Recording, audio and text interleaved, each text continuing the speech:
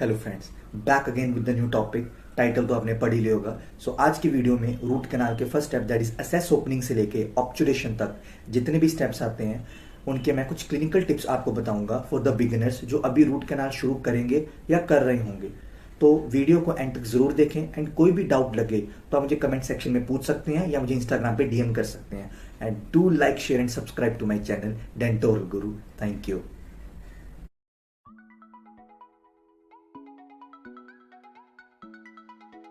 So let's begin with हम root canal treatment करते कब हैं? जब हमारा blood supply of tooth that is pulp infected या इन्फ्लेम्ड हो जाए due to the bacterial infection, तब हम रूट कैनाल ट्रीटमेंट करते हैं।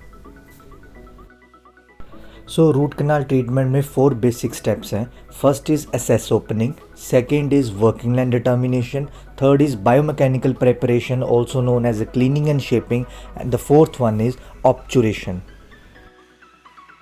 सो जो हमारा फर्स्ट टॉपिक है दैट इज असेस ओपनिंग, उसे शुरू करने से पहले मैं आपको एक क्लिनिकल टिप देना चाहूँगा, क्लिनिकल एंड रेडियोग्राफिकल दोनों।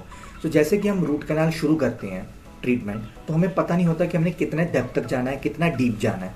सो उसके लिए एक टिप है दैट इज जो ये टूथ का हमारा सीमेंटोनेमल जंक्शन है, ठीक है। तो आपने क्या करना है, इससे भर की मेजरमेंट ले लेनी है कि कितनी लेंथ ये सीमेंटोनेमल जंक्शन, ठीक है, to the tip of the cusp कितना है, उतना ही ये अंदर जाएगा, उतना ही डेप्थ अंदर जाने के बाद आपको पल्प कैनाल या पल्प ओरिफाइस मिल जाएगा। Second is radiographically, preoperative radiograph जो आप लेते हो उससे ही ऐसे ही सेम मेजरमेंट करना है, बट उस पर आप रिलाई नहीं कर सकते क्योंकि जो रेडियोग्राफ है वो कभी कभी एलोंगेट और शॉर्ट हो सकता है। सो ये क्लिनिकल टिप है जो कि आप जो बिगिनर्स यूज कर सकते हैं। So let's begin with the access opening for incisors. For all the incisors हमारी 2 प्लेन में असेस ओपनिंग होगी। The first one will be perpendicular to the cingulum, and after a feeling of ditch हमने उसका angulation change करना है, incisal as की तरफ लेके आना है एंड फर्दर उसकी कटिंग करनी है to prevent through and through perforation. For maxillary premolars, for first maxillary premolar हमारी 2 रूट्स एंड 2 कैनाल्स होंगी that is 1 buccal and lingual. So उसकी जो कटिंग है वो बक्कोलिंगुअल डायरेक्शन में करनी है। एंड फॉर सेकंड प्रीमोलर, ठीक है, उसका एक single root and single canal है, उसकी कटिंग बक्कोलिंगुअल डायरेक्शन में करनी है। सो फॉर मैंडिबुलर प्रीमोलर्स, जो हमारा फर्स्ट मैंडिबुलर प्रीमोलर है उसका प्रॉक्सिमल व्यू देखें तो उसकी जो कस्प की एंगुलेशन है वो 30 डिग्री होती है। तो जब आप मैंडिबुलर फर्स्ट प्रीमोलर की असेस ओपनिंग करोगे तो बर की प्लेसमेंट अप्रॉक्सीमेटली 30 डिग्री होनी चाहिए और बक्कली एंटर करना है। सो बर की प्लेसमेंट 90 डिग्री नहीं होनी चाहिए, unlike in mandibular second premolar जिसकी कैनाल बिल्कुल टूथ के सेंटर में होती है। So fourth one is for the maxillary molars. So maxillary molars में 3 कैनाल्स प्रेजेंट होती है normally, that is first is mesiobuccal, distobuccal and the palatal, but कुछ पेशेंट्स में 4th कैनाल भी प्रेजेंट होती है जिसे हम MB2 कहते हैं, that is mesiobuccal 2। For mandibular molars इसमें भी 3 कैनाल्स प्रेजेंट होती है, मीजियोबक्कल, मीजियोलिंगुअल एंड डिस्टल, जो कि टूथ के बिल्कुल सेंटर में होती है। अगर वो अदर देन सेंटर है तो उसे 4th कैनाल कहेंगे, that is D2। So next step is working length determination. Working length है क्या, जो हम टिप ऑफ द टूथ से लेके एपाइकल फोरामेन या एपेक्स ऑफ द टूथ तक जितनी फाइल आपकी इंसर्ट हो रही है, अंदर जा रही है, वो आपका वर्किंग लेंथ है। वर्किंग लेंथ लेना काफी ज्यादा जरूरी है to prevent over instrumentation and under instrumentation. Over instrumentation से आपकी परफोरेशन और आगे फर्दर इन्फ्लेमेटरी रिएक्शन होने के चांसेस है, एंड अंडर इंस्ट्रूमेंटेशन से क्या होगा कि आपका जो बैक्टीरियल काउंट है ना, जो बैक्टीरिया कंटेंट अंदर है वो प्रॉपर वॉश आउट होगा ही नहीं, जिससे फर्दर कॉम्प्लिकेशंस आ सकती हैं। एंड हम 2 मेथड्स हैं, दैट इज इलेक्ट्रॉनिकली और मैनुअल मेथड है जिससे हम वर्किंग लेंथ मेजर कर सकते हैं। इलेक्ट्रॉनिकली तो आपका एपेक्स लोकेटर है जो इजीली आपको वर्किंग लेंथ बता देता है, and the second is manually भी बहुत सारे मेथड्स हैं, लेकिन द मोस्ट कॉमन मेथड है जो कि हम यूज करते हैं, दैट इज इंगल्स मेथड। सो इस केस में आपको रेडियोग्राफिकल इंटरप्रिटेशन बताने की ट्राई कर रहा हूँ। फॉर एग्जांपल जो टूथ है उसकी एपेक्स में वर्किंग लेंथ 22 mm आ रही है। सो मेरे पास 3 केस है। फर्स्ट केस में वर्किंग लेंथ शॉर्ट है, सेकंड केस में बिल्कुल एपेक्स तक है, that is 22 mm, and third case में ओवर है, ठीक है, more than 22 mm।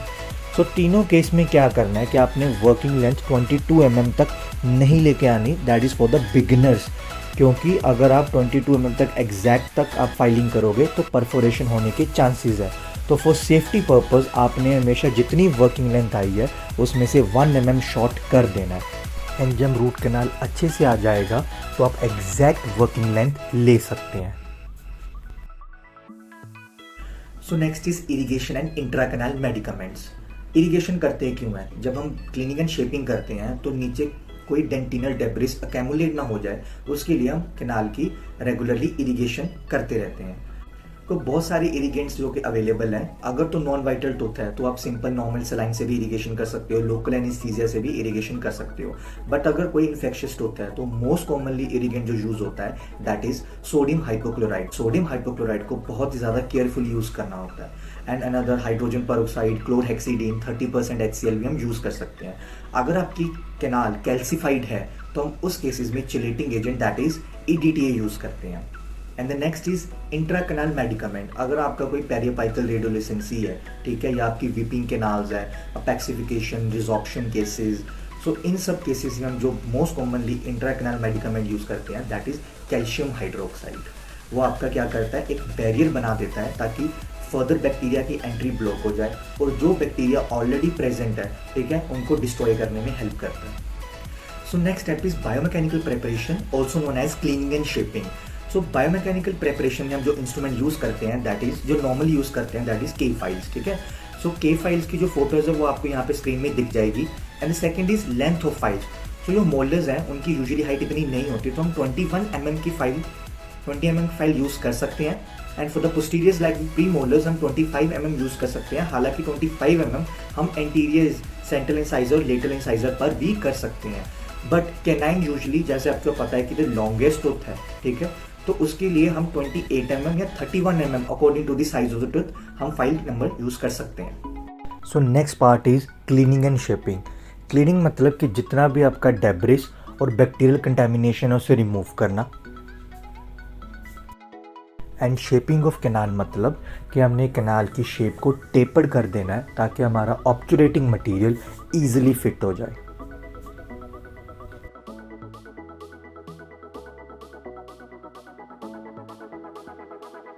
So according to Schilder's first principle, इन्होंने 5 प्रिंसिपल दिए थे। सो फर्स्ट प्रिंसिपल के अकॉर्डिंग जो कैनाल की शेप है वो टेपरिंग होनी चाहिए, that is coronally wide and apically narrow होनी चाहिए। और यही उसका थर्ड प्रिंसिपल भी फॉलो करता है। So there are various methods available जिससे हम क्लीनिंग एंड शेपिंग कर सकते हैं, but 2 most common methods are step back technique and crown down technique.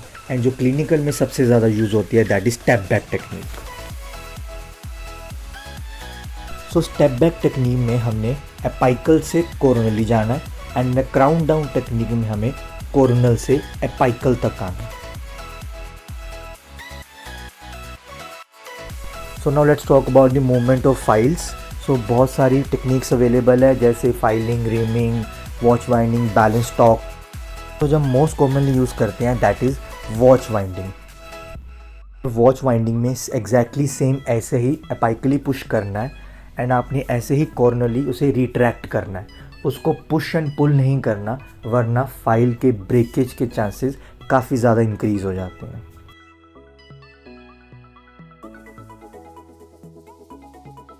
So now let's talk about step back technique. So एक case है that is mandibular second premolar जिसकी working length 22 mm है। So मैं सबसे smallest file that is 10 number उसको watch winding movement के साथ working length तक लेके जाऊंगा। उसके बाद 15 नंबर की फाइल लेके जाऊंगा एंड देन मैं इरिगेशन करूंगा विद द नॉर्मल सलाइन।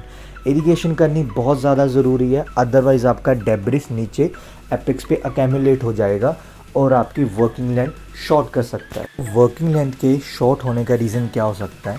एक कि नीचे डेब्रिस अकेमुलेट है एंड सेकंड क्या है कि आप जो पाथ फॉलो कर रहे थे उससे डेविएट हो गए और एक न्यू पाथ फॉलो करने लगे जिसे हम लेज फॉर्मेशन कहते हैं। तो दिस टर्म रिकैपिचुलेशन मीन कि जो आपने प्रेजेंट फाइल यूज़ की है उसे स्मॉलर फाइल आपने यूज़ करनी है चेक करने के लिए कि क्या फाइल उतनी वर्किंग लेंथ पे जा रही है, कोई डेब्रिस तो नहीं अकेमुलेट हुआ। एंड देन उसके बाद आपने फिर 25 नंबर फाइल यूज़ करनी है ठीक है। एंड सो ऑन आपने 35 तक अपना एपेक्स प्रिपेयर कर दिया, जिसे हम मास्टर कौन कहते हैं। इसके बारे में मैं आपको आगे बताऊंगा। So now let's talk about 3 step back. So मेरी अपाइकल प्रिपरेशन 35 नंबर से हुई थी। सो अब मैंने कॉर्नरली जाना है, दैट इज़ 3 स्टेप बैक जाना है। सो अब मैं 35 के next 5 that is 40 number use करूँगा with 1 mm short of working length. ठीक है, उसे अच्छे से प्रिपेयर कर दिया, इरीगेट कर दिया। देन अगेन मैं 45 नंबर यूज़ करूँगा विद 1 mm शॉर्ट, अब 20 mm वर्किंग लेंथ है। And same procedure and repeat करूँगा। अब last file that is 50 use करूँगा विद अगेन 1 mm शॉर्ट। सो जैसे ही हम अपाइकल से कॉर्नल जाएंगे 1 mm शॉर्ट करते जाएंगे और एक एक फाइल का नंबर इंक्रीज करते रहेंगे। सो remember this point, apical preparation के बाद हमने 3 स्टेप पीछे जाना है with 1 mm short of working length and एक एक नंबर फाइल का इंक्रीज करते रहना है। So last topic is obturation, जिसे हम रूट कैनाल फिलिंग भी कह देते हैं, कि आफ्टर क्लीनिंग एंड शेपिंग हमने जो पल्प कैनाल है उसको अब फिल करना है अपने ऑब्चुरेटिंग मटेरियल के साथ एंड एपेक्स को सील करना है। सो बहुत सारी टेक्निक्स हैं ऑब्चुरेशन की, बट जो मोस्ट कॉमनली यूज है that is lateral compaction technique. And जो उसमें इंस्ट्रूमेंट यूज होता है दैट इज स्प्रेडर, ताकि हम गट्टा पर्चास को स्प्रेड करके, लेटरली स्प्रेड करके और गट्टा पर्चा ऐड कर सकें, ताकि हम अपने पल्प कैनाल को अच्छे तरीके से उसको सील कर सकें एंड फिल कर सकें। एंड मैंने टर्म यूज़ की थी that is master cone. So master cone basically है क्या, जो मैंने फॉर एग्जांपल जो मैंने लास्ट एग्जांपल दी थी, क्योंकि हमने जो अपाइकल पार्ट है मैंने 35 से प्रिपेयर किया, तो वो था हमारा मास्टर कॉन। इसका मतलब कि जो मैं अब पहला गट्टा पर्चा दैट इज़ जो मास्टर गट्टा पर्चा यूज़ करूँगा अपने एपेक्स को सील करने के लिए, वो 35 नंबर का होगा। अगर मैं 40 से प्रिपेयर करता तो 40 नंबर का होता, 50 से प्रिपेयर करता तो 50 का होता। सो बेसिकली जो आप लास्ट अपाइकली प्रिपेयर कर रहे हो, जो आपका मास्टर कौन होता है, वो उसी नंबर का आपका मास्टर गट्टा पर्चा डलेगा। एंड उसके बाद जो छोटे छोटे गट्टा पर्चास डलते हैं उनको कहते हैं एसेसरी जीपी पॉइंट्स। वो जो मास्टर होता है उससे छोटे होते हैं, 30 नंबर। अगर मैं 35 का जीपी डाला है मास्टर, तो वो 30 नंबर, 25 नंबर, 20, 15 आप किसी का भी डाल सकते हैं, जब तक कि आपकी पल्प कैनाल अच्छी तरीके से फिल नहीं हो जाती। सो जीपी पॉइंट्स को कैनाल के साथ सील करने के लिए हम सीलेंट्स यूज़ करते हैं। सो बहुत सारी सीलेंट्स अवेलेबल है, eugenol, non eugenol, medicated, but जो मोस्ट कॉमनली हम क्लिनिकली यूज़ करते हैं that is zinc oxide eugenol. And zinc oxide eugenol का हम पेस्ट बनाकर उसको जीपी के ऊपर अप्लाई करके हम कैनाल के साथ, कैनाल के अंदर इंसर्ट करके उसको सील कर देते हैं। जो सीलेंट्स हैं, ठीक है, इनका फंक्शन क्या है? एक तो ये act as a binding agent, that is GP को कैनाल के साथ बाइंड करते हैं। Second, they act as a anti microbial agent. Third, they act as a lubricant. And the fourth one क्या करते हैं, ये रेडियो ओपेसिटी प्रोवाइड करते हैं, क्योंकि रेडियोग्राफिकली हमें काफ़ी हेल्प मिलती है उससे। So the last procedure is obturation, जिसे हम रूट कैनाल फिलिंग भी कहते हैं। And the most common use material is gutta percha. So remember this point that gutta perchas are contraindicated in deciduous teeth, as deciduous teeth undergo resorption and गट्टा पर्चा is a non-resorbable material, जिसकी वजह से वो हमारे permanent tooth बड को damage कर सकता है। सो डेसिड्यूस टूथ में हम विटापेक्स या मेटापेक्स को as a obturating material use करते हैं।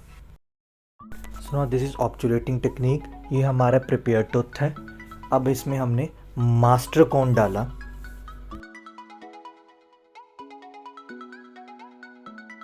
And with the help of the spreader हमने इसे लेटरली स्प्रेड किया, ताकि हमें एसेसरी गट्टा पर्चा के लिए स्पेस मिल सके। उसके बाद हमने एसेसरी गट्टा पर्चा डाला,